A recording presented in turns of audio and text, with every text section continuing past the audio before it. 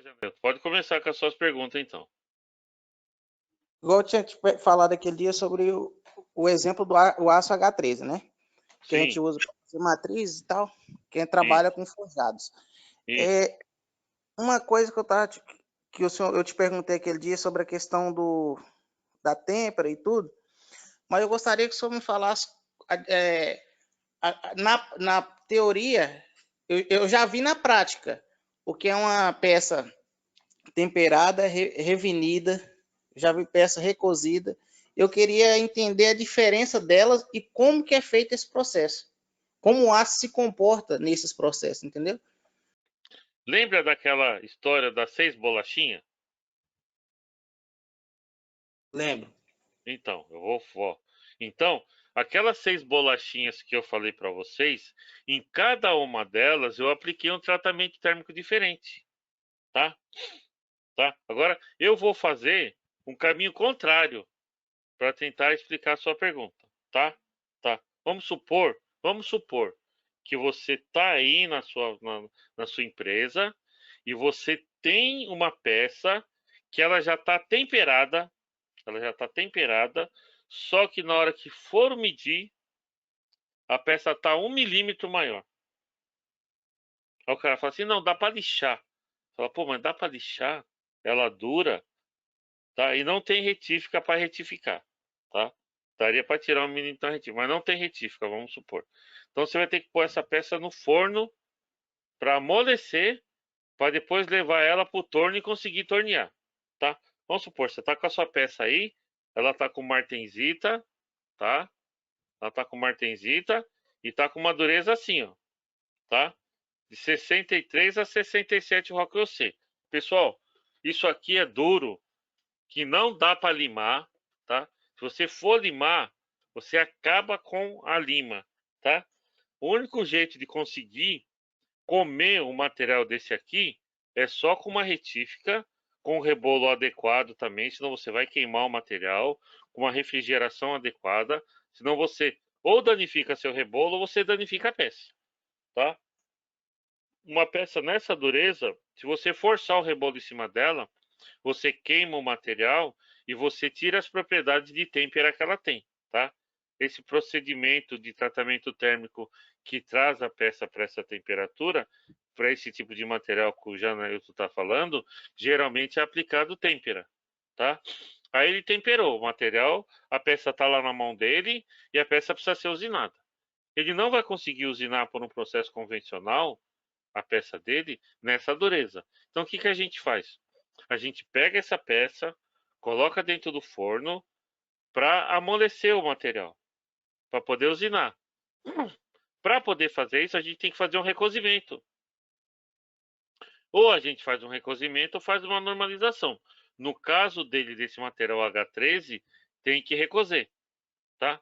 E geralmente, para esse tipo de material, a gente tem que fazer o recozimento exotérmico, seguindo aquela mesma curva que a gente segue para poder fazer a têmpera. Não sei se vocês lembram na aula que a gente discutiu isso anteriormente, que ele falou que a peça tinha quebrado prematuramente. Eu expliquei que não pode subir direto numa taxa de aquecimento muito alta. Ou você faz uma taxa direto, ou você faz 2 patamares antes de chegar na temperatura de ostentização. Você tem que fazer a mesma coisa para poder recozer o material dele, tá? Então vamos supor, você tem que pegar o material, tá? O material do, do Janailton H13, tá? A primeira coisa que você tem que fazer, primeiro você vai austenitizar o material, tá? Austenitizou, aí primeira etapa do tratamento térmico, você vai pegar a peça dele, vai colocar no forno a aproximadamente 650 graus, tá? Aí o que você vai fazer? Você vai recozer. Esse recozimento chama-se recozimento exotérmico, tá? Porque ele está liberando energia. Você estava com nível de energia mais alto e você colocou a peça no forno com a temperatura mais baixa, ele vai liberar energia para esse forno quando ele estiver resfriando. Por isso esse recozimento é chamado de recozimento exotérmico. Como esse material não pode ser resfriado de uma única vez, então isso tem que ser feito em 2 etapas, controlando a taxa de resfriamento, tá? Então, primeiro eu pego o material e coloco ele aqui e deixo ele resfriar. Aí ele vai estabilizar, tá? A depender do tamanho da peça, ele vai levar um tempo para resfriar, tá? Mas vamos supor aí que seja uma peça de 1 polegada de diâmetro aí, tá? Vai levar mais ou menos esse tempo aqui, tá? Ó, aqui 4 minutos, não, desculpa, 2 minutos mais ou menos para resfriar, tá? Eu espero um pouquinho, tá? Naquele gráfico que eu mostrei para vocês, tem lá uma taxa de resfriamento máxima que o material pode ser submetido, tá? Aí eu pego e tiro ele daqui agora de 750 graus, né? E coloco num outro forno a 550 graus. Faço um segundo recozimento nele, exotérmico, tá? Aí ele vai estar bem molinho, tá? A partir dessa temperatura, aí eu posso deixar ele resfriar dentro do forno, simplesmente desligo o forno a 550 graus, deixo ele resfriar dentro do forno, tá? Geralmente a gente coloca num forno normal. Quando o material está bruto, vai ser submetido à usinagem, a gente coloca isso num forno sem, com ar, tá? A gente sabe que o ar atmosférico ele é composto de 21% de oxigênio, né? 78% de nitrogênio e o restante de outros gases, tá? Argônio, hélio, xenônio, criptônio, uma parte de CO2 e etc, tá? Então, o principal componente do ar atmosférico é o oxigênio. O oxigênio vai estar presente também lá dentro do forno, tá? Então, se a gente tiver com uma peça aquecida dentro de um forno numa temperatura dessas, é natural que ela oxide, tá? O oxigênio está presente na atmosfera. Então, qualquer aquecimento que você fizer e nessa temperatura, a condição de menor energia para o ferro é ele se tornar óxido, tá? Nessa temperatura e na presença de oxigênio. Então, na camada externa dessa peça, vai formar óxido. Esse óxido, se for uma peça com acabamento final, pode ser que provoque um dano e até impeça que a peça seja utilizada, tá? Se é uma peça que vai ser submetida a uma nova usinagem, ou uma peça que vai passar por um processo de acabamento, sei lá, por retífica, uma operação adicional, não tem problema. Mas se a última etapa for essa, o que a gente tem que fazer? A gente tem que fazer esse tratamento dentro de um forno com a atmosfera controlada, tá? A atmosfera tem que ser controlada. Então, o que a gente faz, tá? Ou a gente coloca esse forno numa atmosfera neutra, tá? A gente neutraliza isso, tá? A gente pode eventualmente injetar um pouco de gás, tá? Ou um gás inerte, tá? Um argônio, um nitrogênio, hélio, esse aí já fica caro, tá? Se injetar argônio, injetar hélio, já a gente usa isso para peças que realmente vale a pena, porque vai ficar caro. Outra coisa que a gente faz também é colocar sob vácuo, tá? É muito comum fornos de tratamento térmico trabalharem com vácuo, tá? Ou simplesmente, ao invés de trabalhar com uma atmosfera oxidante, ele trabalha com uma atmosfera redutora, tá? O que a gente faz? A gente coloca um pouquinho de CO e CO2 nessa atmosfera do forno, tá? Isso já faz com que a atmosfera fique redutora e evite do oxigênio ter contato com a peça Professor, e provocar essa camada de óxido, tá? Porque atmosfera redutora seria assim, qual que seria a definição assim, que eu leio bastante? a gente tem é, a reação de oxidação, né? A reação de oxidação faz? Ela faz com que o oxigênio entre em contato, vamos falar de metais, tá? Que é a nossa praia. Entre em contato com o metal, tá? E forme um óxido, tá? Por exemplo, se o oxigênio entrar em contato com o ferro, ele vai formar Fe3O4 e Fe2O3, tá? Forma FeO também, só que o FeO ele é metaestável. Na temperatura ambiente, ele não consegue existir. Por quê? Porque a condição de menor energia do ferro é ele como ferro 3 ou como ferro 4, ou ferro 2 e ferro 3, desculpa. Como ferro 2 ou ferro 3, tá? Que é o Fe2O3 ou Fe3O4, tá? Que é como ele está na natureza, na forma de hematita e de magnetita. Essa é a condição de menor energia dele. Então, todos os materiais vão formar óxido na sua condição de menor energia. Por exemplo, se você pegar o alumínio, tá? O alumínio também oxida. Aliás, essa proteção que o alumínio apresenta à oxidação é, na verdade, oriunda dele formar um óxido na superfície, né? Ele forma Al2O3, uma camadinha na superfície de Al2O3, que é o óxido de alumínio, que ajuda ele a ficar protegido das intempéries, tá? O alumínio brilhante, que assim que você acaba de polir ele ou de lixar, assim que você acaba, ele já oxida. Aquela camada de óxido que confere a proteção para o alumínio. E a mesma coisa acontece com os ácidos inoxidáveis, tá? O ácido inoxidável, na verdade, não é que ele é inoxidável, ele tem uma camada passivada de Cr2O3, que faz com que ele não consiga mais sendo atacado pelo oxigênio, porque ele já tem uma camada de óxido. Essa camada de óxido que promove a proteção dele contra a oxidação, né? E aí, por outro lado, complementando para poder responder a pergunta, nós temos a atmosfera redutora. O que a atmosfera redutora faz? Ela não é uma atmosfera oxidante. Então, se você tiver com a peça quente e na presença de uma atmosfera redutora, você não consegue promover a oxidação, tá? Aí a terceira condição é aquela que eu falei do vácuo, né? E uma quarta é você fazer uma atmosfera totalmente composta de gás inerte. Mas essa atmosfera de gás inerte, ela é cara. Então o que a gente faz?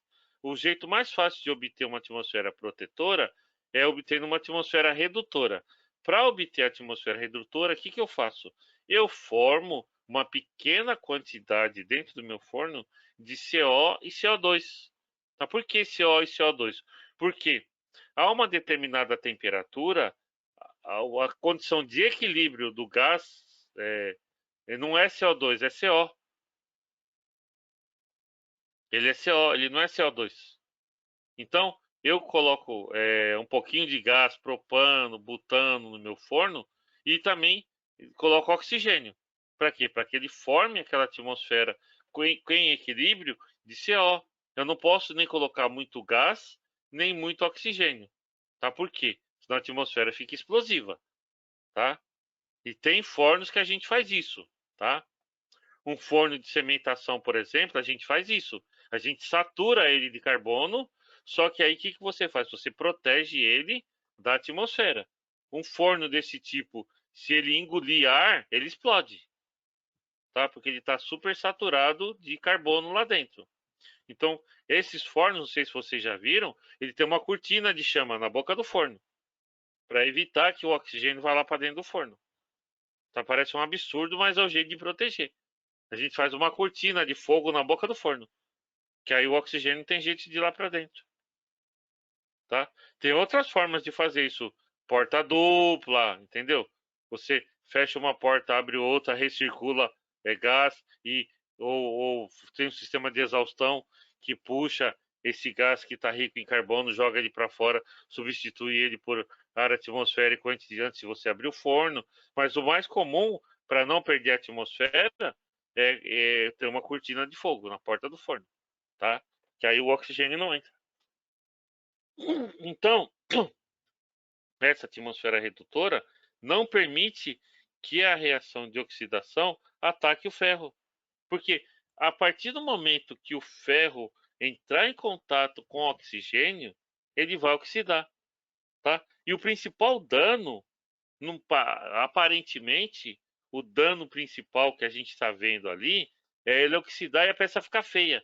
Mas o principal dano não é esse. Sabe qual que é o principal dano? Ele descarbonetar. Ele não só perde aquele aspecto bonito, fica com aquela camada oxidada, mas na camada abaixo daquela camada oxidada, a gente tem uma descarbonetação, né? Quando a gente estudou o diagrama ferro-carbono, não sei se vocês lembram, as propriedades dos aços são conferidas através da presença do carbono. Por isso que o diagrama é ferro-carbono, né? Quando a gente tem um aço hipoeutetóide, eutetóide ou hipereutetóide, todos esses aços eles têm carbono na sua formulação, né? Na sua composição. E aí, quando a gente deixa ele oxidar na superfície, não só o carbono oxida, a camada ali externa, onde você tinha carbono, ele forma CO e CO2 e fica descarbonetado. O que acontece com aquela superfície? Ela fica mole. Não sei se vocês lembram lá do diagrama ferro-carbono, quanto menos carbono eu tenho, mais mole é o material, menos resistência ele tem. Então, o que vai acontecer? Se eu deixar meu material oxidar, ele vai perder essa propriedade e ele vai ficar descarbonetado. Então, aquela camada externa também está sem carbono, tá? Vamos pegar essa situação aí, vamos voltar para a situação do Janailton, tá? Se eu pegar a minha peça, colocar ela lá no forno, acabada, e deixar ela descarbonetar, eu deixar ela descarbonetar, oxidar e descarbonetar, e aí eu vou lá e tomo uma lixadinha na peça, tiro aquele óxido e volto ela para a matriz dele, tá? Aquela camada externa do pino, ela vai ficar sem carbono. A hora que eu for solicitar esse pino a um cisalhamento ou tentar usar ele para promover uma operação de forjamento em que ele vai ter que trabalhar contra outra peça, aquela camada externa que foi descarbonetada vai estar mole, ele não vai ter a mesma performance que ele teria se eu tivesse colocado uma atmosfera protetora ou se eu tivesse removido aquela camada descarbonetada antes de colocar ele para trabalhar. Aconteceu Então, isso, gente. Sim, pode falar, pode falar. Aconteceu esse caso, só que eu não sabia que era isso, né? A peça foi para fora e voltou para a gente e ela chegou enferrujada. A gente limpou a peça e colocou na matriz. Só que quando a gente foi bater os parafusos, era o sextavado, né? Então, como ela ficou mole, o sextavado ficou todo defeituoso. Os cantinhos ficam redondos. Ficou redondo, ficou não ficou um parafuso. Não, o cantinho vai arredondando e quanto mais você vai usando a matriz com outra peça quente, mais ela vai desgastando, mais vai arredondando e chega uma hora que você perde a forma da peça que você está querendo produzir. Nossa, mas ficou muito ruim. Ô, professor, o senhor está falando que a maioria dos tratamentos térmicos causa esse processo de oxidação ou alguns mais que outros? Então, os tratamentos térmicos que causam esse tipo de oxidação são aqueles que são feitos em material bruto em que você coloca no forno que não tem atmosfera controlada. E no caso do alívio de tensão? Então, no caso do alívio de tensão, a temperatura que a gente coloca a peça no forno de tratamento térmico para fazer o alívio de tensão, vamos pegar o caso de material P-Number 1, vamos pegar aí um A36, um A516, um A285, tá? Materiais que são P-Number 1, tá? Se você estiver seguindo os requisitos do ASME, por exemplo, no CS56 do ASME, ele vai falar para você fazer esse tratamento a 595 graus. Tá? A essa temperatura, a taxa de formação de óxido é mais baixa do que quando a gente está com a peça aquecida numa condição de oxidação. Mas mesmo assim, vai formar óxido sim. Você pode ver que quando a peça sai do forno, ela sai, que nem o Janailton, na simplicidade dele falou aí, a peça vem enferrujada.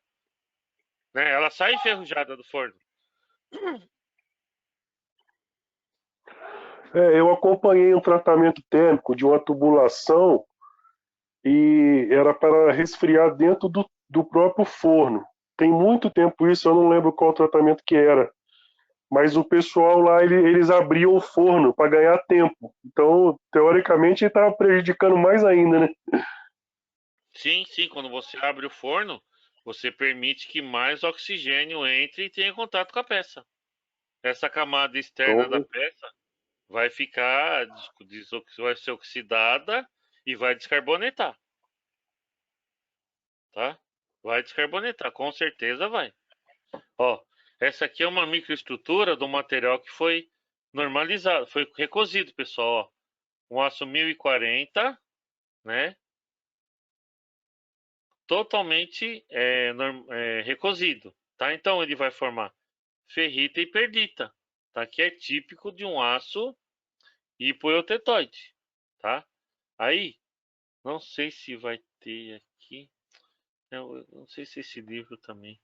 Pera aí, deixa eu mostrar, deixa eu ver, deixa eu continuar. Ele vai mostrar uma superfície descarbonetada. Vamos lá, aqui, ó, tá? Esse aqui é o, para quem não conhece, pessoal, ó, esse aqui é um dos livros mais completos, tá? Sobre microestrutura e metalografia, tá? Já publicado, tá? Aqui, não só esse livro, né? Todos os livros dessa série da ASM, não sei se vocês conhecem, tá? Ela mostra a microestrutura de vários materiais e tem vários volumes, não sei se vocês viram quando eu abri aqui, ó. Tem um volume somente sobre propriedades, tem um volume somente sobre tratamento térmico, engenharia de superfície. O volume 6 é de suma importância para a nossa área, que é soldagem, brasagem e brasagem fraca, tá? Metalurgia do pó, ensaios mecânicos, caracterização de materiais, análise de falha e prevenção, fractografia, corrosão, fundamentos de corrosão, testes de proteção, tá? Conformação e forjamento, tem um só de fundidos, tem um só de usinagem, tem um só de ensaios não destrutivos, um que fala sobre mecanismos tribológicos, fricção, lubrificação e tecnologia de desgaste, um sobre mecanismos de fadiga e de fratura, um só sobre seleções de materiais e projeto e um 21, que é o mais novo de todos, né? Fala sobre materiais compósitos, tá? Então é muito importante essa coleção da American Society for Metals, tá? Eu vou mostrar para vocês esse daqui e vou mostrar também o tratamento térmico, ó. Tá? Se você tiver condições de ter contato com esse material e vocês conseguirem estudar, tá? Aí, ó. É só você mencionar a fonte, ó, tá vendo? Ó, essa aqui é a foto que eu tinha mostrado para vocês. Agora eu peguei o outro livro, o Metals Handbook de tratamento térmico, entrei lá, ó, a SM Handbook, né? Ele é conhecido também como Metals Handbook, tá? Esse é o volume 9, a capa dele vai aparecer já para você. Espera um pouquinho, ó. Esse aí, ó, é o livro, tá? Esse é o Metals Handbook. Vocês estão conseguindo ver? Tá bom a resolução para vocês? Quer que eu dou um zoom aqui? esse aí tá em inglês? Tudo em inglês, tudo em inglês. Pessoal, 90% do material produzido de boa qualidade, felizmente, para quem sabe, e infelizmente para quem não tem o domínio da língua, está em inglês. Tem muito material de metalurgia em inglês e em alemão. Muito mesmo. Muito material bom, de qualidade, e infelizmente vai estar em outra língua. Tá? Tem muito pouca coisa do universo do que existe escrito tanto sobre soldagem quanto sobre metalurgia, nós devemos ter aí 1% escrito em português. 99% está escrito em outra língua. Basicamente, pelo domínio da tecnologia, você vai achar muita coisa escrita em inglês, em alemão e em francês. Os franceses são muito bons de soldagem também. Tá? Por isso, eu recomendo, tá? Alguns que eu já tive a oportunidade de conversar no particular, eu recomendei que o cara aprenda a falar inglês. Você não precisa aprender muita coisa, não, tá? Parece até brincadeira que eu tô falando, mas é verdade, pessoal. Se você aprender inglês, qualquer coisa que você procurar, você vai achar. Até para aprender fica mais fácil. Você dá um Google em português, não vem quase nada de referência bibliográfica. Você dá em inglês, sua tela enche. Qualquer assunto que você procurar. Não é só de metalurgia, não. Tá? Então, a gente não precisa comprar mais nada ou aprender muita coisa. A gente precisaria basicamente aprender inglês. Tá? Eu não sei se ainda vai valer a pena, porque daqui a pouco também, e a gente vai ver isso, né? Eu sei que eu tive um esforço para poder aprender outras línguas, mas daqui a pouco não vai mais precisar. Você vai ter um tradutor que traduz tudo. Daqui a pouco você vai ter um equipamento que você fala na sua língua mãe e a pessoa escuta na língua mãe dela. E ela responde para você na língua dela e você ouve na sua. Então, talvez aprender outra língua se torne obsoleto para as próximas gerações, mas eu sou de uma geração ainda que a gente teve que aprender outra língua, né? Outras línguas, no meu caso, né? Então, mas é de suma importância o conhecimento da língua inglesa, pessoal, hoje em dia no mundo que a gente vive, para que consiga ter acesso a conteúdo de qualidade, tá? Mas hoje em dia é fácil, tá? Não sei quem perguntou aí, foi o Charles, que tá tudo em inglês. Quem perguntou? O Cleiton. Ô, Cleiton, então, Cleiton, é tudo em inglês. Mas hoje tem uma facilidade. Tem tradutor online, tem o tradutor do Google, tá? Tem vários aí, várias ferramentas que você pode usar para fazer a tradução, tá? A única coisa é que você vai ter que traduzir os trechos do seu interesse, porque para traduzir um livro desse de 2.733 páginas, você vai levar alguns dias aí em qualquer um desses aplicativos, tá? Então só dá para ir traduzindo aos poucos, tá? Aí aqui nós temos esse volume 9 aqui, que é sobre metalografia e microestrutura, que eu ia procurar aqui o Decarb nessa daqui agora, que eu acho que eu vou achar. Que lá no outro eu não achei. Vamos ver se aqui vai. Aí, Decarbonization. Aqui, ó. Vamos ver se eu vou achar uma microestrutura descarbonetada. Ó, aqui nesse caso, espera que já vai aparecer para vocês, ó. Um parafuso com dano causado pela descarbonetação. Aqui tá mostrando, ó, um parafuso que falhou, porque nessa região aqui da rosca descarbonetou. Aí amassou a rosca, ó. Não sei se vocês conseguem ver aqui. Pera, deixa eu pegar outra fé. Ó, tá vendo aqui, ó? Esmagou a rosca porque descarbonetou. Aqui onde esmagou a rosca e ela danificou, foi porque descarbonetou. Né? Aqui é a porca e aqui é o parafuso. Ó. E acontece muito isso. Eu mesmo já fiz vários estudos de análise de falha e já reprovei muito lote de parafuso por causa disso, tá? Algumas normas de parafuso incluem na sua especificação a verificação da descarbonetação, porque pode ocorrer esse tipo de falha aqui, ó. Eu já reprovei vários lotes de parafuso, devolvi milhares de parafusos para o fornecedor, porque chegou lá na empresa que eu trabalhava descarbonetado, tá? Tinha gente que recebia o parafuso descarbonetado, nem sabia que existia esse mecanismo de falha devido à descarbonetação. A pessoa até aprendia que não podia fazer desse jeito, porque que não podia fazer. Tá? Vamos ver aqui nesse outro agora se eu acho do de tratamento térmico, que eu acho que vai ser mais o decarb. Pera aí. Uma das coisas que eu fazia da inspeção de recebimento eram 3 coisas. O que a gente faz na inspeção de recebimento de um parafuso, tá? A gente verifica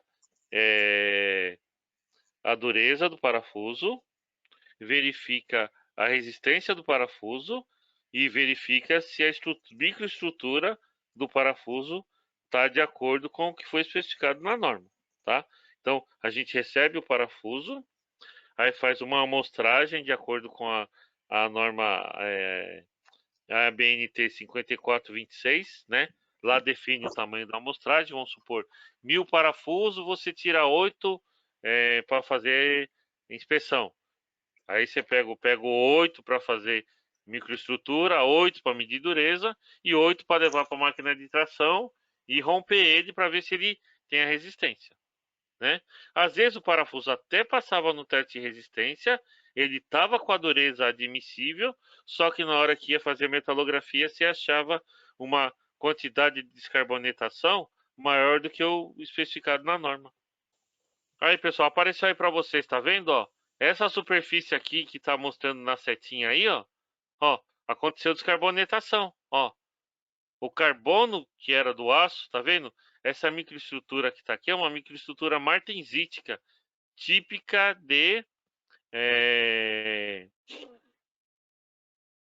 típica do material temperado, tá? Aí aqui, ó, o que dá essa coloração que vocês estão vendo aí, esse tom vermelho e azulado, esse branco aí, é o tipo de ataque que a gente usou na metalografia para ver a estrutura, tá? Então, nós vamos ver essa parte branca aqui, tá vendo que tá essas setinhas aqui?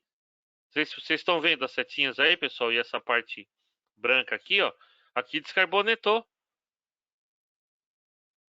Dá para ver. descarbonetou totalmente. Então, essa parte aqui tá descarbonetada, ó. E nessa parte aqui, se você vir medir dureza, ou se essa peça for solicitada nessa superfície, ela vai desgastar mais rápido, vai amassar. Porque ela não tem a mesma dureza dessa parte de baixo aqui, ó. A parte imediatamente abaixo dela, tá? Então ela fica mais mole, tá? Essa é a descarbonetação, tá? Beleza? Agora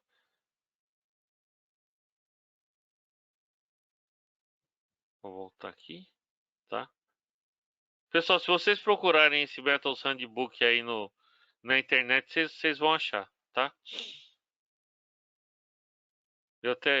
Aqui o site vai estar em inglês, né? Dependendo da hora que vocês clicarem a primeira vez, pode aparecer até em russo. Mas tem um site aí que você procura e acha todos os livros que você procurar, você acha lá, tá? Vou mostrar para vocês aqui, ó.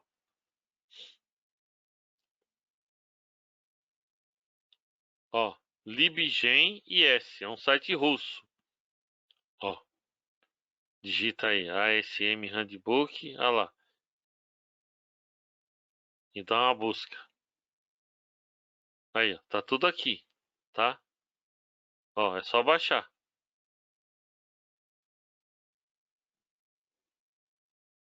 Tá tudo aí. Tá? Copiaram? É que os livros que estão aqui, a maioria, né? Tá tudo em inglês. Ou outra língua, né? Mas a língua mais, vamos dizer assim, depois do português, a língua mais fácil da gente achar material aqui é inglês, tá? Aliás, mais em inglês do que em português. Tem muita coisa em português. Tem coisa em português aqui, mas é muito pouco. Em outras línguas também, tá? É um site aí russo, tá? Aí você coloca aqui o livro que você está buscando, ele te retorna, tá? Não sei se vocês conseguiram ver aí, ó. É libgen.is o nome do site. Tá? Vocês dão uma busca aqui, vem tudo, os handbooks, ó.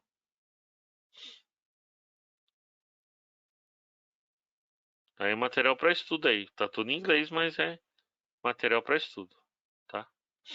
Então isso aqui é a descarbonatação, tá, pessoal? Aqui é a descarbonatação. Tá? Todo mundo conseguiu entender. Voltando para complementar a pergunta do Janailton. Vamos voltar lá, tá? Aí, ó. Esse é um dos tratamentos térmicos, entendeu? A gente faz recozimento. Essa é a finalidade. Todo mundo conseguiu entender a finalidade do recozimento? Outra coisa que a gente faz também, quando a gente faz recozimento, tá? Por exemplo, quando a gente pega uma peça, a gente faz uma fundição, né? A gente faz uma fundição, tá, pessoal? Aí a gente sai com a peça da fundição e ela não tá homogênea, tá? Ela sai bruta da fundição. Às vezes a gente faz um recozimento também para homogeneizar a microestrutura do material, conseguir que as propriedades fiquem mais homogêneas na peça toda, tá? Isso é muito é recomendado para alguns ferros fundidos e é obrigatório para aços fundidos, aços forjados, tá? Que foram submetidos a uma operação de conformação, que foi submetido a uma operação de fundição, para você poder, vamos dizer assim, restaurar as propriedades do material e homogeneizar as propriedades, a gente também faz isso. A gente recose ou normaliza. Outra função do recozimento é amolecer o material para ele ficar mais fácil para usinar, que foi a situação que eu aproveitei o gancho aí do Janailton para poder explicar para vocês, tá? Então são vários tratamentos térmicos, tá? O recozimento é um deles, tá? Se não fosse o material do Janailton, vamos supor que eu tivesse aí com o 1045, tá? O 1045, para ele amolecer, o jeito mais fácil de amolecer o 1045 é austenitizar ele aí a 875 graus, tá? E depois deixar ele resfriar ao ar calmo. Não precisa tomar esse cuidado que eu tomei com o H13. Você tira ele, logicamente, vou voltando aqui, se a peça não tiver acabada. A outra finalidade, né? É lógico, se a peça não tiver acabada, como eu já falei, por exemplo, o 1045, ele também tempera. Às vezes você pega uma peça de 1045 ou você compra uma barra, ela está temperada. Aí você quer amolecer ela para poder usinar. Aí você pega e faz uma normalização, não precisa recozer. O 1045 você pode pegar ele, colocar lá a 875 graus, tira ele do forno e deixa resfriar ao ar calmo.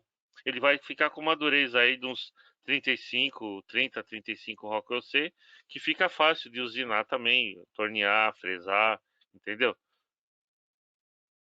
Tem uma coisa também, né, pessoal? Às vezes a gente acha que o material está muito duro, mas material muito mole também ele é ruim de usinar. O cavaco gruda em cima da ferramenta e danifica a ferramenta. Então nem muito lá, nem muito cá.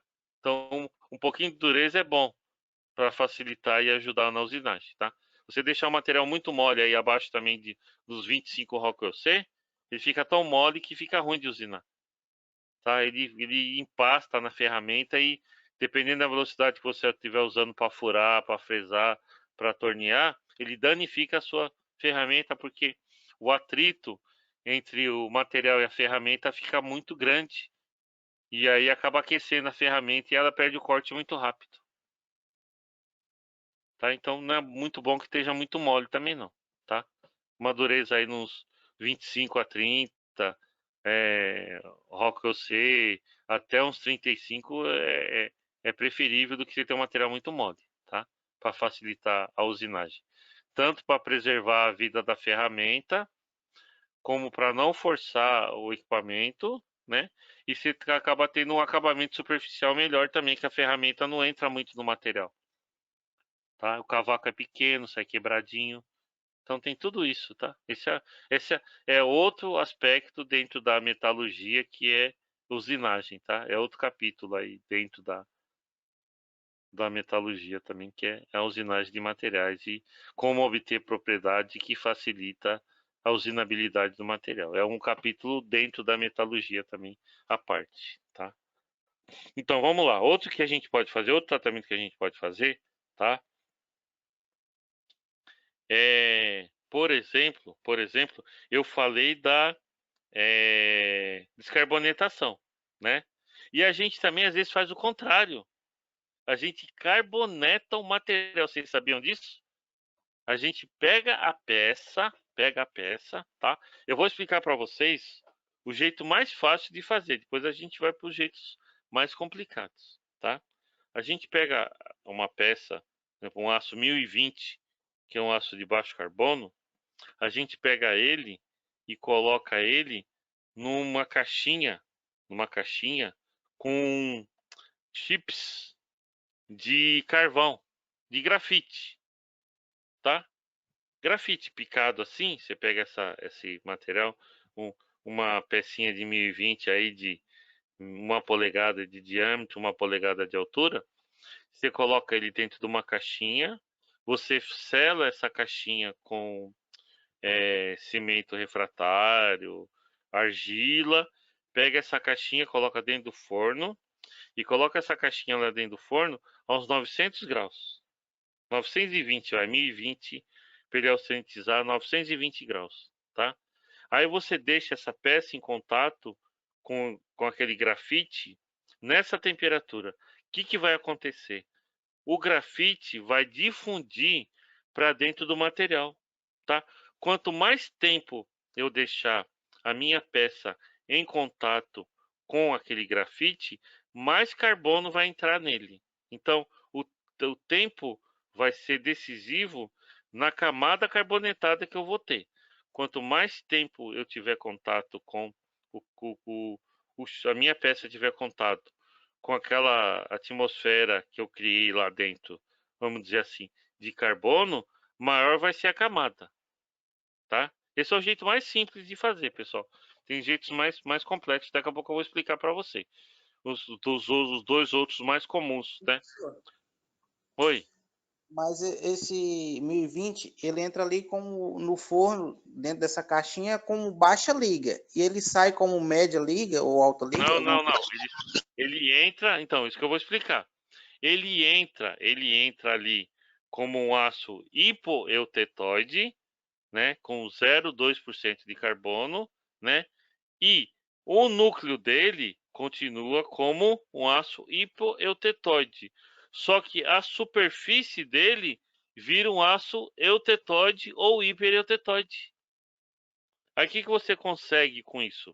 Você consegue ter um núcleo mole e mais maleável e uma superfície dura.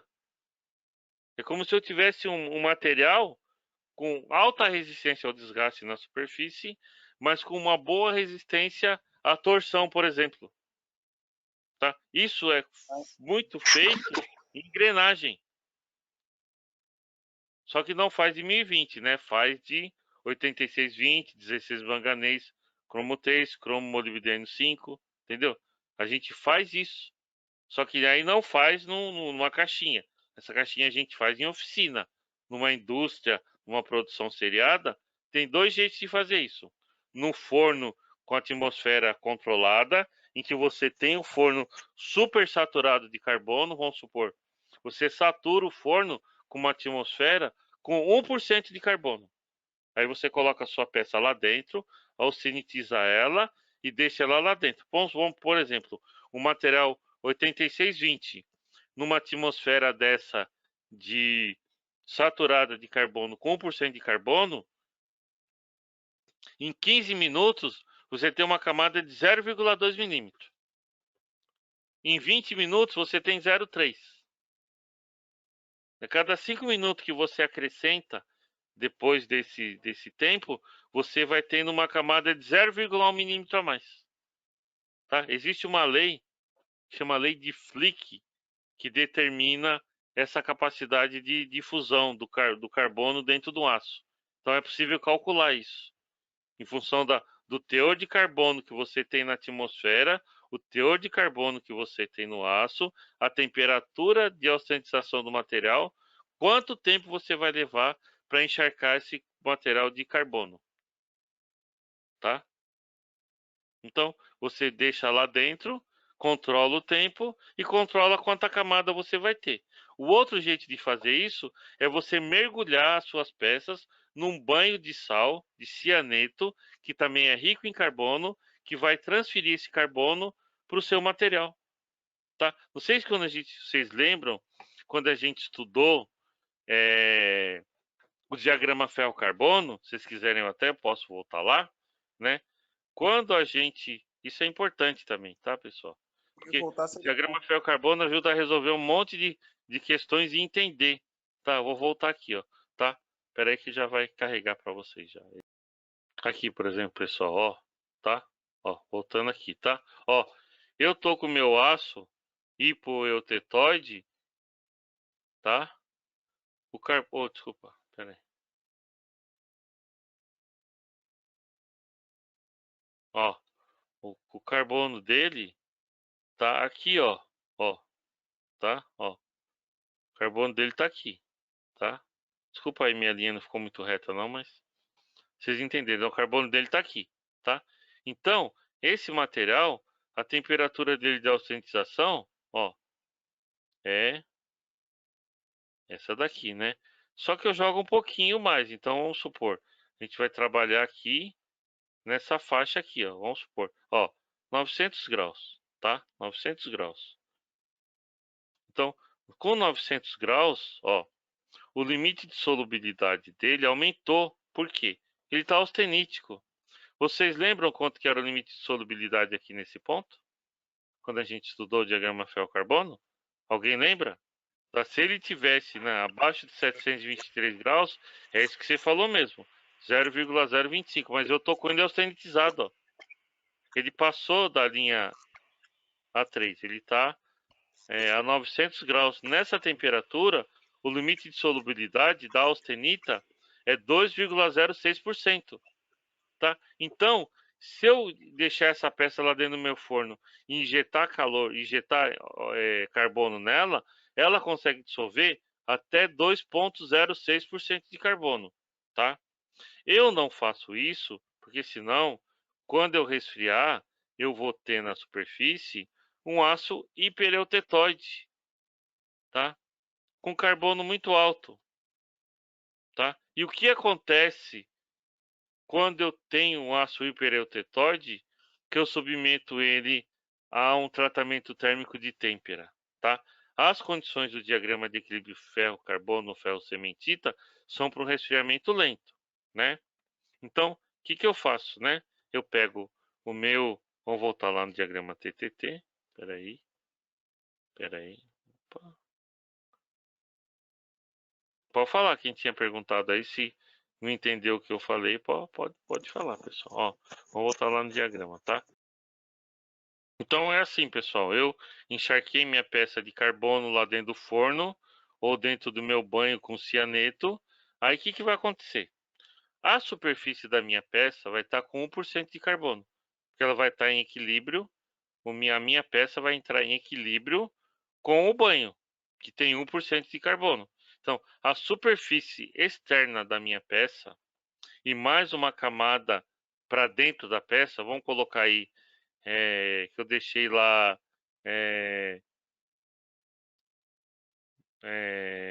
vamos colocar aí 2 horas, e tem 1 milímetro 1,2 milímetro de camada de cementação, tá? Que é isso, assim que chama esse processo, chama cementação, tá? Então, a minha superfície da peça até 1,2 milímetro, eu tenho um aço hipereutetoide. E lá no núcleo, eu tenho um aço hipoeutetoide, tá? Na hora que eu for temperar esse material, né, que esse é o objetivo de eu carbonetar, para que eu consiga temperar, então na superfície externa desse biomaterial, ele vai se comportar como se ele fosse um aço hipereutetoide sem temperado. E o núcleo vai se comportar como um material hipoeutetoide.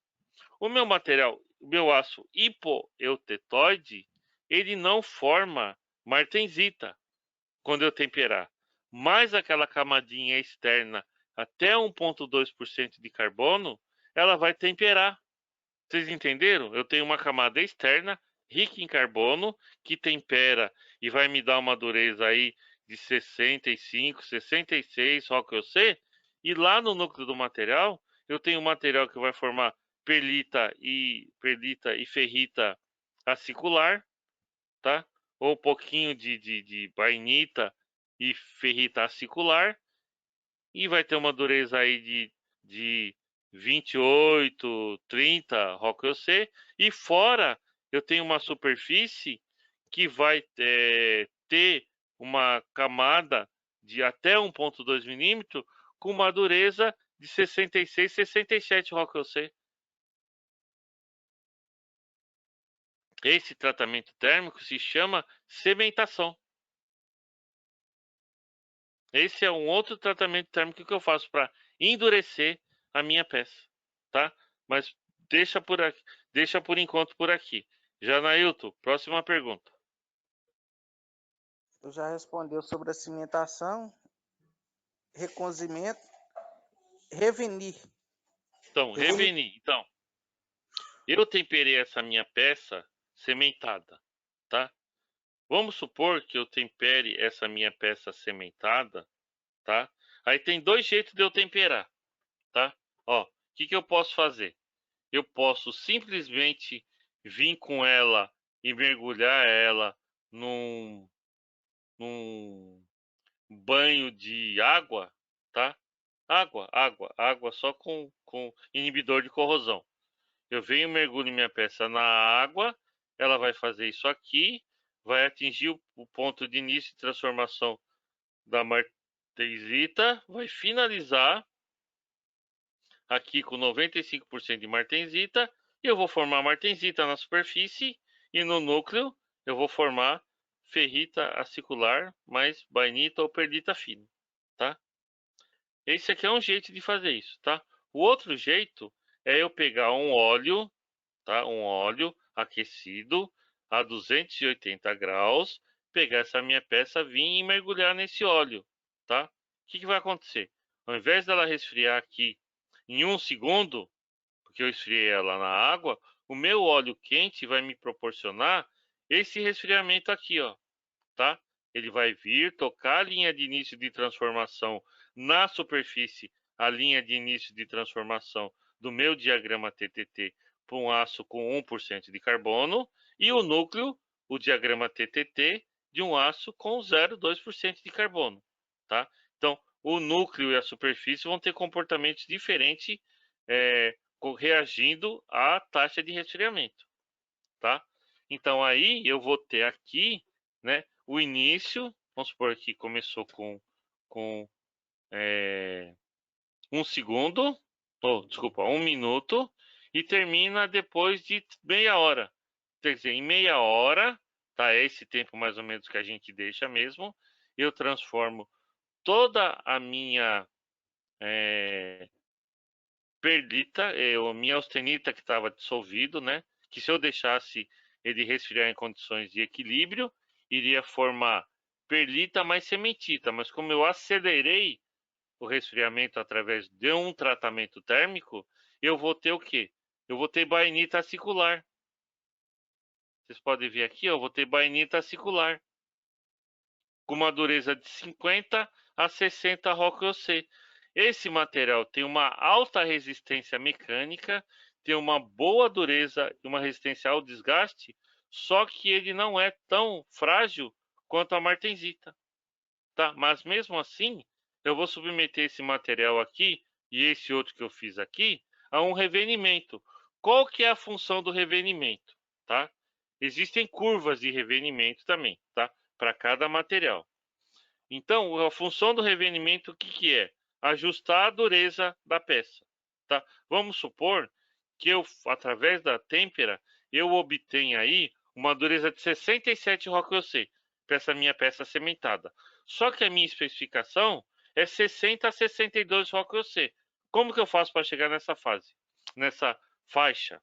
Eu pego a minha peça, coloco no forno, no caso desse material 1020, a 350 graus por 1 hora. Depois de 1 hora eu tiro essa peça, ela vai estar com uma dureza de 61, 62 ROCUC. Essa é uma das funções do revenimento. Aliviar a tensão que foi provocada durante a têmpera, tá? E abaixar a dureza. Então, através do revenimento, eu consigo levar o meu material à faixa de dureza especificada no projeto. É que a gente fez uma matriz, um parafuso de... Ele é espessura de 1 polegada e o sextavado... E sextavado. Só que essa matriz, ela foi só temperada. E quando a gente colocou ela, colocou ela no estojo, ela nas primeiras pancadas também ela quebrou. Porque não Ela foi não, revenida. Que material que é? H13 também? H13 também. Não sei se Lá você lembra, quando eu mostrei para vocês na semana passada o diagrama de revenimento do H13, você tem que fazer 2 ciclos pelo menos, você lembra? eu lembro da têmpera, do revenimento eu não lembro. Ó, ó, aqui, ó, lembra? Ó, eu mostrei, o Janailton, lembrou agora desse diagrama aí? Lembrei sim. Então, ó, aqui, ó, a gente primeiro faz um recozimento, pegar aqui, ó. Primeira coisa que a gente faz, ó, faz um recozimento, esse material, ó, a gente faz um recozimento nele, tá? Para alívio de tensões, 600 a 650 graus, tá? Aí resfria lentamente no forno, tá? Aí pega esse material, usina ele, peça pronta, antes da retífica, acabamento final, vamos temperar, tá? Aí o que você pode fazer? Aquilo que eu falei antes, ó. Ou você leva ele e faz 2, 3 Os patamares. patamares. Isso. O primeiro patamar, né, é um tratamento, é um patamar de pré-aquecimento, tá? Você leva ele a 400 graus, né? Meio minuto por milímetro, tá? Meio minuto por milímetro. Então você vai aquecer a uma taxa de 30 segundos por milímetro, tá? Se você tiver uma peça de 20 milímetros, né? Você vai gastar 10 minutos para levar ele da temperatura ambiente até 400 graus, tá? Depois, novamente, até os 550, a mesma taxa, até 850, a mesma taxa dessa paradinha, tá? Aí depois você leva até a temperatura de oxidatização dele, né? E aí depois você resfria ele no óleo, no ar, tá? Gás pressurizado, no caso aqui nitrogênio, tá? Ou, que é o mais seguro, colocar ele num banho quente, entre 500 e 550 graus, que seria aquele banho que eu mostrei antes aqui para você. Lógico que sem carbono em excesso, né? Um banho de sal, né? Entre 500 e 550 graus. E depois resfriar ele também a uma taxa aí de meio minuto por milímetro, né? Esse ângulo de inclinação dessa curva mais ou menos igual a esse aqui, né? E depois dele resfriado, a gente faz uma equalização de 1 hora para cada 100 milímetros, né? Então, se tiver 50 milímetros, meia hora. Se tiver 25 milímetros, 15 minutos, tá? Aí depois a gente faz, ó, o primeiro revenimento, tá? 1 hora para cada 20 milímetros por pelo menos 2 horas, tá? Não menos que 2 horas, tá? Então tá aqui, ó. Aí depois o segundo revenimento, tá? 1 hora para cada 20 milímetros, sendo que no caso pelo menos 2 horas,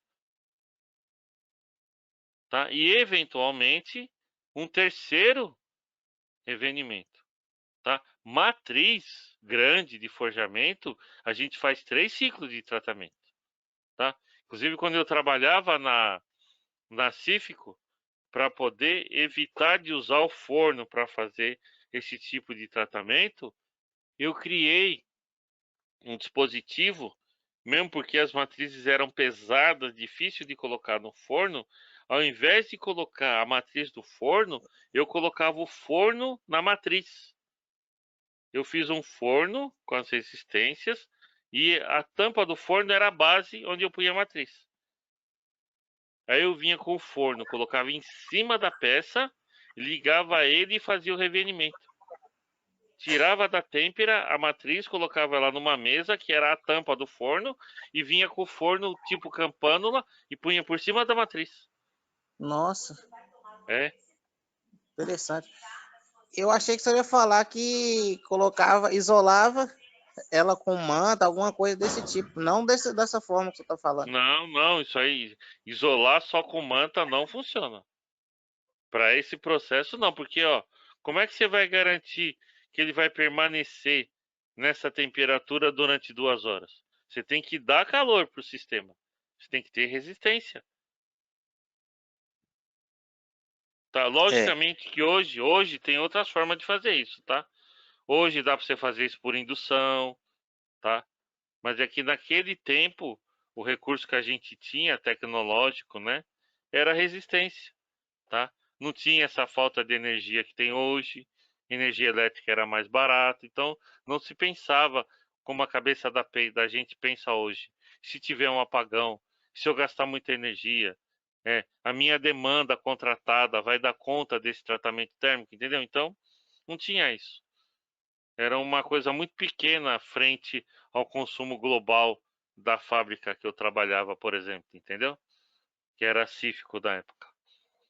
Então você tinha essa opção. Eu fiz o forno para colocar em cima da matriz. Depois usaram esse mesmo forno que eu fiz para fazer revenimento para pré-aquecer a matriz antes de colocar ela na prensa, ô Janailton. Vocês fazem isso, né? Tem gente que Aham. queima. Quando eu trabalhava lá na Forja São Paulo, o pessoal fazia uma fogueira em cima da matriz. Na Cífico não, na Cífico como era uma empresa multinacional, né? Eu fiz esse forno para revenir, eles gostaram, aí replicaram ele, fizeram vários para pré-aquecer a matriz. Você viu como o negócio é complexo, ó? Eu preciso fazer pelo menos 2 revenimentos. Vocês não fizeram nenhum, E tá? isso é complexo, professor. Pelo que eu Hein? tô, pelo que eu observei, se você pula alguma etapa ou se você deixa de obedecer os requisitos, os patamares, você já vai arrebentar bem mundo lá na frente. Isso, isso, isso. Igual você não quero desmerecer ninguém aqui, nem tô apontando o dedo para ninguém, né?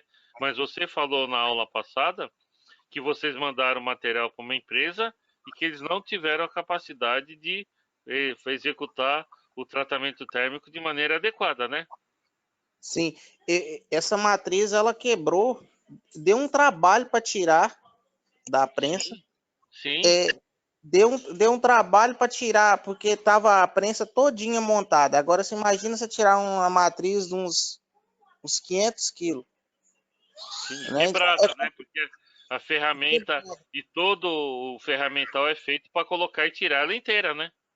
sim, aí rebenta tudo com a gente, porque é um serviço que era para ser feito, acabou não fazendo o serviço, perdeu tempo, levou uns 2 dias só para tirar tudo da prensa. Aí Uhum. depois teve que comprar outro material, fazer toda a usinagem, mandar para fora, voltar esse material. A gente levou para outra empresa para retificar, tornou mandar para fora de novo, veio outro material. Então perde muito tempo. Nisso já perdeu um mês quase de trabalho. E Então outra, o seu cliente ficou esperando a peça que você tinha que entregar para ele. o patrão teve que comprar peça do concorrente para entregar para o cliente. Então, Porque foi o que eu pensei, eu não queria falar, mas já que você já falou, eu já vi o pessoal é, fazer mas isso. essa ideia foi eu que dei para ele, foi uma solução mais prática. Eu falei assim, você vai perder o cliente ou você vai querer? Porque o cara não vai ficar esperando 40 dias por uma coisa que ele precisa para ontem, né?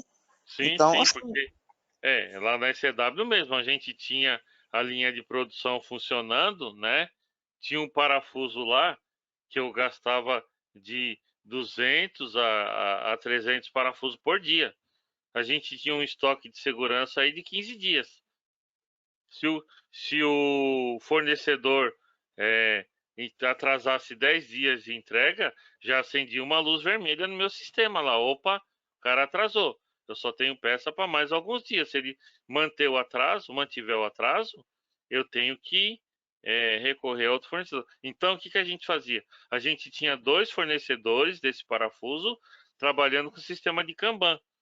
Então, eu comprava um lote de um, outro lote de outro, justamente para represar lá no estoque do cara a quantidade de parafusos que eu precisava. E quando se eu tivesse falta em um, aquela outra quantidade que eu tinha de estoque no segundo fornecedor, eu mandava ele entregar antecipadamente. Ele nem ficava. Isso que o seu patrão fez, eu fazia no meu sistema de Kanban. Entendi. Entendeu? Uhum. E essa peça que a gente ia bater eram as porcas de grade de 2,5 polegadas. Você imagina o tamanho da peça, da matriz. E não Então, é uma coisa trivial de achar no mercado também, né? não, e é super complicado, viu? Geralmente essas peças você faz por encomenda, né? Você E o cara compra já tem um prazo e uma destinação adequada para aquilo e bem particular, né? Sim, nossa, mas deu muita dor de cabeça. Eu tenho certeza, eu não fui mais adiante porque eu não tinha o conhecimento necessário. Mas eu tinha certeza que foi problema na forma de temperar a peça e revenimento, porque não poderia ter acontecido aquilo que Então, aconteceu. tem várias formas de você fazer essa avaliação, tá? Inclusive a escola aí, essa semana a gente deu um curso para o pessoal fazer réplica metalográfica, que é uma das maneiras que a gente pode, vamos supor, se você tivesse tido me conhecido antes, por exemplo, o que eu ia falar para você fazer? Já que quebrou a sua matriz, você pegar um pedacinho e mandar fazer uma análise metalográfica, tá? Ou você mesmo fazer, se você tiver um laboratório aí, mas acho que vocês não têm. Mandar para o laboratório fazer uma análise metalográfica. Olhando para a metalografia, dá para você saber que a peça não foi revenida. Ou se você não puder quebrar a matriz, que ela está íntegra ainda, mas você quer saber se o cara fez o revenimento, você pode preparar a superfície e fazer a avaliação ali mesmo, com microscópio portátil. Ou você transferir a estrutura para uma réplica e levar para o laboratório e olhar a réplica. A gente deu essa semana um curso sobre isso aí pela escola CFP. Não sei se vocês receberam a divulgação desse curso aí, mas foi dado um curso de réplica metalográfica. Não. E dá para saber, dá para investigar e dá para saber tanto Eu se o que cara submeteu a peça ao ciclo térmico correto, quanto se ele fez ou não o revenimento que tinha que fazer. Uma das eu, maneiras mais simples de fazer isso é medindo dureza. eu acredito, professor, que ele aqueceu ela sem obedecer nenhum patamar. Pelo que eles falaram, que foi rápido demais a forma como ele aqueceu. Eles ligaram para o cara estava aquecendo. Depois, pouco tempo depois, a peça já estava aquecida. Não bateu as informações, sabe? Vamos lá, próxima pergunta. Tá bom. Pessoal, então, ó, com isso eu já avancei bastante. O Claudemiro até me perguntou hoje se eu já tinha chegado nessa parte de tratamento térmico com vocês, né? Porque é uma das coisas que vai cair na prova, né? Então eu acho que a gente avançou bastante, né? Até além do que seria o conteúdo lá da aula, né? Porque a aula se restringe, até o material que está lá na plataforma se restringe a falar de alguns tratamentos térmicos, recozimento, normalização, têmpera, né? Eu acho que nem os tratamentos termoquímicos, que é o caso da cementação, nem faz parte do conteúdo, mas eu já usei o exemplo do Janailton para ilustrar a aula e explicar como funciona uma cementação, tá? Uma outra coisa que a gente faz também, pessoal, além de fazer tratamento superficial termoquímico, a gente faz o tratamento superficial somente utilizando um material que já tem o carbono, mas aí a gente aquece só a superfície. Aí a gente pode aquecer a superfície só por chama ou a gente pode aquecer a superfície por indução, tá? Aí, na próxima aula eu vou explicar para vocês como que faz o tratamento térmico superficial, tanto por chama quanto por indução. Aí eu vou explicar para vocês como funciona o processo de aquecimento por indução, tá? Aproveitando o gancho, eu já vou mostrar para vocês como que pode usar o processo de indução para fazer tratamento térmico em junta soldada e também para fazer pré-aquecimento e alívio de tensão em junta soldada, usando indução magnética, tá bom? Eu vou encerrar a aula por aqui. Pode perguntar. Eu achava que a indução, a gente utiliza a indução, né, para aquecer os aços e bater. Eu não imaginava que usava indução para fazer tratamento de normalização, essas coisas, não. Faz, você aquece da mesma, só que lá vamos supor, lá você coloca a sua peça lá no seu forno, é um forno contínuo? É, Então, você põe os pedacinhos lá e vai empurrando, ele vai saindo, vai caindo lá, o forjador pega, coloca na matriz e faz a deformação, né? isso. Então, o que que a gente faz para fazer tratamento? A gente usa uma frequência menor, né? E um tempo de exposição menor. Aí aquece só até onde a gente quer que aquece, tá? No seu caso lá, a peça sai a 1.500, 1.600 graus. A gente controla o aquecimento para chegar só até, como eu dei o exemplo lá do P1, a 595 graus e não passa daquilo. É que eu trabalhei numa outra empresa, que ela inclusive é de São Paulo. Ela fazia tratamento, só que a gente fazia esse tratamento por resistência. Sim, A sim, forma mas de a mesma, eu vou falar também, a mesma metodologia que a gente usa é bem parecida, a metodologia de aquecimento por indução e o aquecimento por resistência para fazer tratamento térmico localizado. Mas e para obedecer os patamares? Então, a gente cola um termopar na peça e o termopar vai te dando a temperatura que alcançou e você programa na máquina. Então, Entendi. vamos supor que a gente fosse fazer, vamos supor que eu tivesse com uma matriz grande aqui e tivesse aquecendo ela por indução para fazer esse tratamento térmico aí no seu H13, né? Eu vou lá no sistema de controle do meu equipamento por indução, coloco lá. Eu quero que ele vá da temperatura ambiente até 400 graus a uma taxa de 30 graus Celsius por milímetro, coloco lá na máquina. Entendi. Ele vai e faz isso. Depois de 400 a 650, mesma coisa. Aí depois eu quero que vá de 550 a 850. Depois de 850 até 1040. Coloco lá, ele vai injetar a indução, receber a informação através do termopar e ele vai controlando essa taxa de aquecimento. Quando chegar em 1040, eu quero que ele fique 1 minuto por milímetro de encharque. Aí ele faz isso. Depois, resfriar, entendeu? Ele controla, ele faz tudo isso. Ah, entendi. Entendi. Entende? Essa é uma das vantagens do equipamento, que ele é totalmente programável. O,